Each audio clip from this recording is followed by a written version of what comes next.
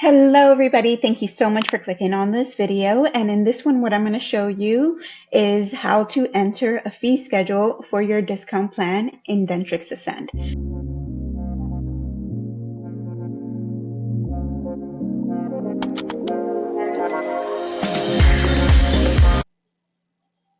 Awesome. Now from this page, where we're going to go to is settings, fee schedules, and create new. Now when it comes to creating and putting in your fee schedules, I always say develop a system to help you grow. Think of a system that would be easy to implement if things were to increase and your office were to grow. Take, for instance, for this office, they did not listen to me. So once we gained a second location is when they developed my opinion and our fee schedule started to be named the location dash the insurance. So you're going to see here for our quote unquote main office or the general practice, you're going to know those are general just because those are the ones with only the names of insurances. However, when it goes to our new location, which as you can see is a pediatric office, it's going to be pedo-insurance. And the only reason I recommend starting this off with location dash or even doctor dash insurance is because you'll be able to categorize. The list is an alphabetical order, so whatever you put first would be the order of that list. So all of the pedo stuff will go together, all of the general stuff will go together, or if you're doing it by doctor, the doctors will be separated by each other because that is what you're putting in first. As you know, a lot with these insurances, some of them, even if they're in the same office, the doctors are going to have different contracts.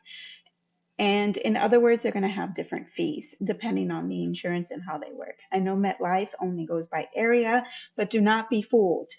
Even they can negotiate their pricing. I have done it many times before. I can go into how to negotiate with insurance companies once it's time.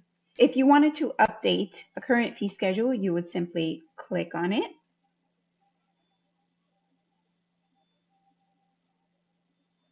And it will allow you to put in an end date so that way you can enter. And then if you wanted to do a bulk edit, you can select here and then you can either import from a file or you can increase by percentage or a certain amount. A lot of times when we do these contract negotiations, it won't be that easy, but you never know. If you wanted to create a new one, let's do that right now. It would give us the same options, whether we want to copy an existing. If it's similar to this one or one that's already entered, you can just click that one, copy, and then you can make the adjustments as needed. Or we can do a bulk edit where we're importing files. Now, I wish I had a file to import in order to show you, but once you import the files, you're going to do that here. It's going to have you in the next column, select the code column, so you'll just select the column with the codes. Then select the fee column, you'll select the column with the fees, because the system won't be able to differentiate between the two, so it's up to you to do that. Missing codes, it'll give you the option of what to do with the missing codes, whether you're going to take it from another fee schedule or if you're just going to have it and enter a certain amount, whether that be 0 or 100 or so on and so forth, and the fee handling. So once you complete that, you'll have your new fee schedule added on here. Now, why we would start with this when we're entering a discount plan, so you would name it appropriately. And when you want to give it to a patient, so I will give it to poor Jennifer.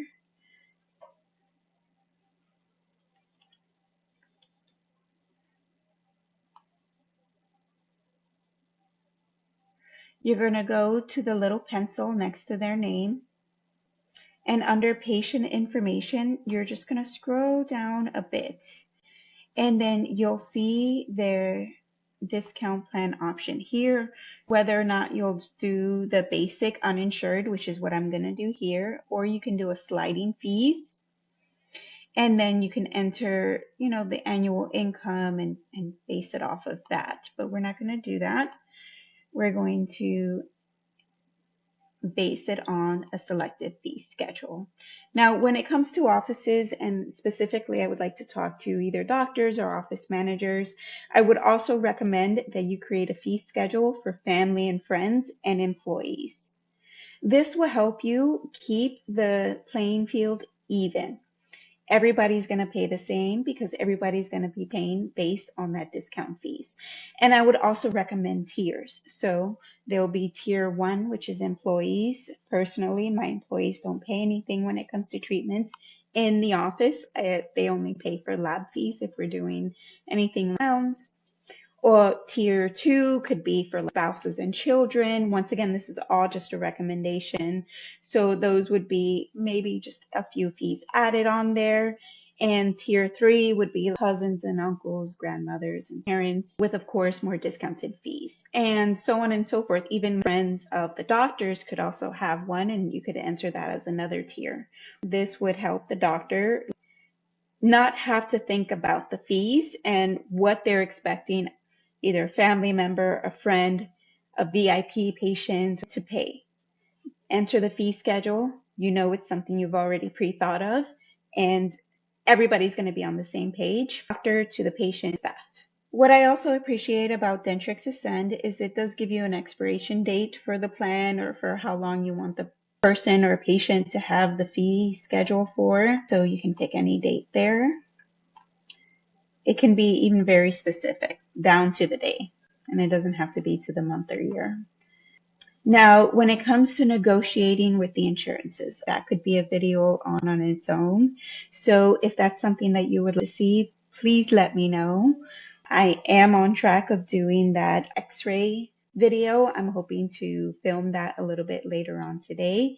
And if there's anything else that you would like to know, please, by all means, leave a comment, and I promise I'll be on it because I only get so many, to be honest. And actually, everybody, while I am on the topic of fees, are UCR fees. One website that I do use in order to keep my fees updated, especially my UCR. Let me show you mine. I go to Fair Health Consumer. You can see I was on it recently. Look up dental procedures. And what's cool is you could either pick a section, and then from there it will help you pick the code. Let's see. Let's do an easy one. It's 72, 7140. Get your cost. And it will give you a price based on your zip code. Now, I had already chosen my zip code, so I chose Boca Raton, Florida. And in Boca Raton, a simple extraction is around $288, with the average allowable amount, insurance fee being $166. Actually, that sounds a little low. But then again, I haven't seen, being that I'm in an oral surgeon's office. Let's try this again. So let's say it's hard for me not to want to pick Florida zip codes because I am in Florida. But yeah, this is a really cool website for you to start looking. And it will at least give you a baseline of where everybody's at. I just wanted to give another tip while I said I was giving them out. That's once again, thank you so much for watching. I'm going to film the X-ray video in a little bit, and hopefully I'll have all of this edited and up for you soon. Have a great one. Bye.